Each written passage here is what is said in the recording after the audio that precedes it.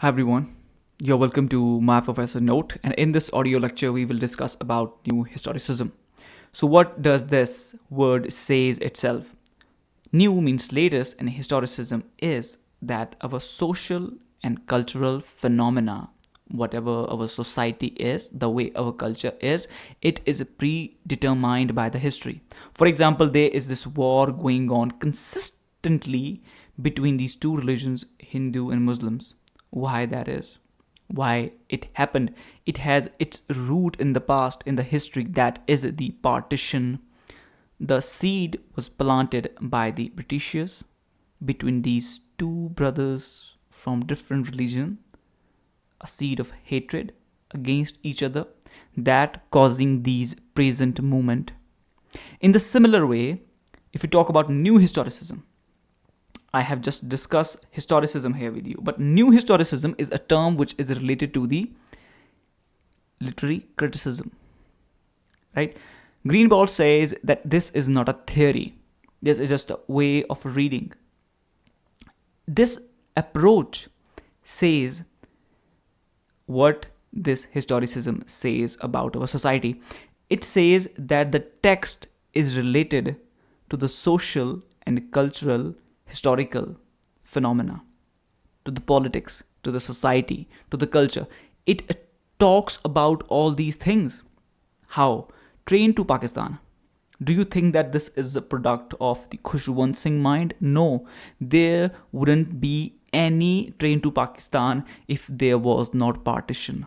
There wouldn't be any partition if Britishers wouldn't have come to India, if they wouldn't have planted the seed of hatred between these two brothers, right? So through a text we got to know a lot of things.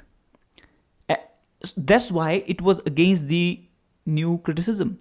This approach of reading book, which is the new historicism, evolved due to their action or hatred against the new criticism, because new criticism is all about close reading of the text. Whatever there is the text, this is what matters, outside nothing. So it was more focused on the form and meaning, right? That how that form and meanings are created.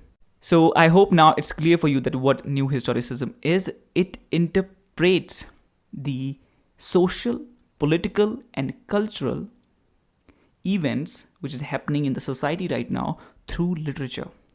A book tells us a lot. Look, Shakespeare we read, whatsoever you read, whatsoever you say. How do you say that? Because of you have a certain kind of ideology, and that is created how? Because of the culture you are living in, the people you are surrounded with. In a similar way, a person will write a novel, or whatsoever he will do, he will write a text because of the certain influences on him. We see novels written in the modern period, we see novel written in the postmodern period after the war. So modern period novels talk about mostly about the First World War, and after the Second World War we started to see novels which were talking about the Second World War.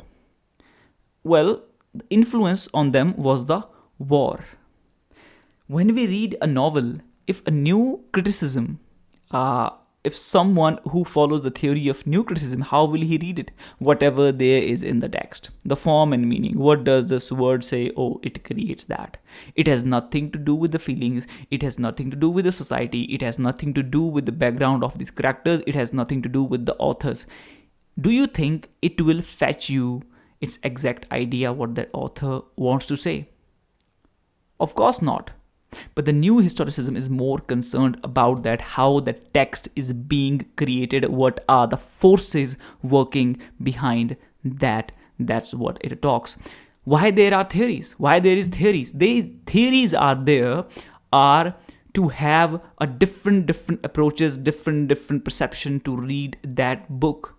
These are just the way of reading a text in different manners, because literature keep becoming very boring concept. So there's this keep coming with different theories, right? At the very beginning, if we talk about the colonialism, we read it from the eye of from that colonial perspective, right? When colonizers were controlling us. So we see E.M. Foster's. How he wrote that, his A Passage to India. How he wrote that, the way he looked at us, the way we living here. Okay, this is how he wrote that book, and it has the perspective of colonialism, colonial theory. Then there comes a post colonial theory. Now, what is post colonial theory? After colonialism, we have this book which is written, I forgot the author name. The text is A Passage to England. This is the a person from the India, the Indian writer. He wrote this from for England. So this is the approach. It was the answer to A Passage to India, right? So he wrote this from the perspective of post-colonial, where they don't want to be controlled by the colonizers. So then you start to read that novel from Indians people perspective, that how they look at colonialism, right?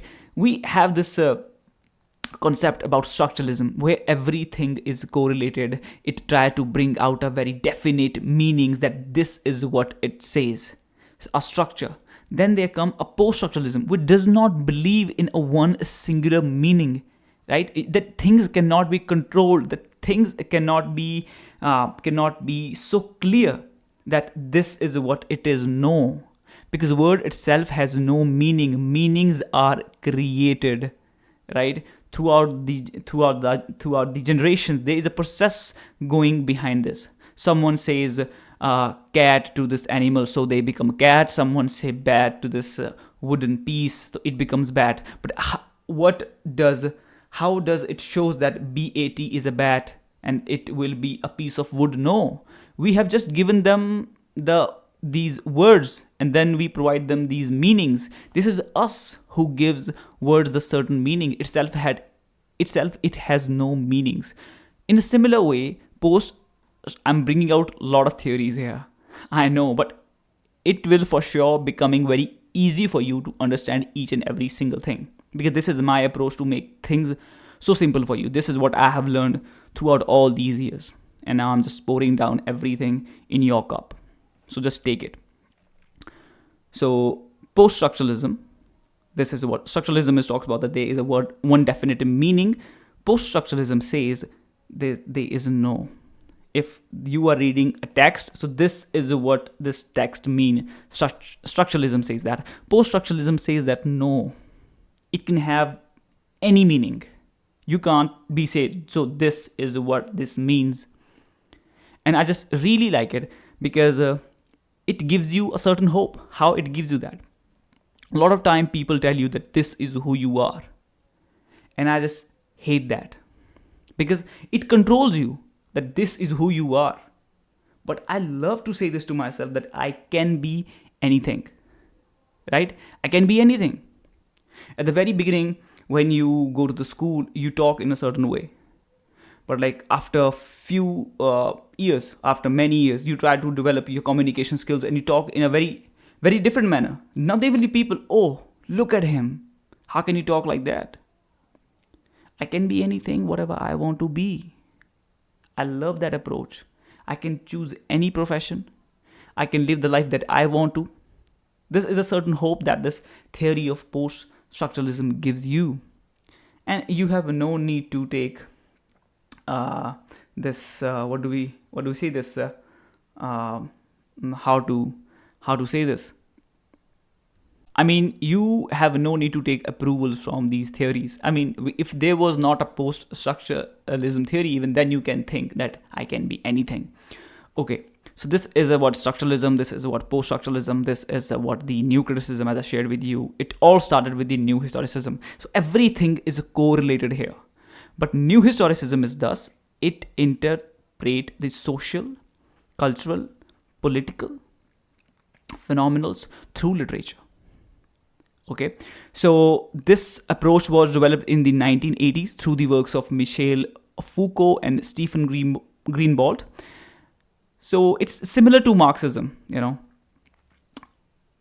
So, new historicism, moving away from the text centered schools like your new historicism. New historicism reopened the interpretation of literature to the social, political, and historical milieu that produced it.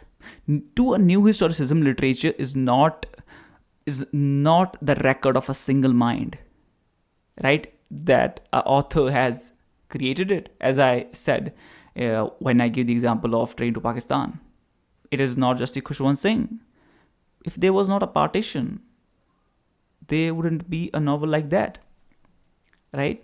So I hope now it's very clear to you into its core, to a deep level.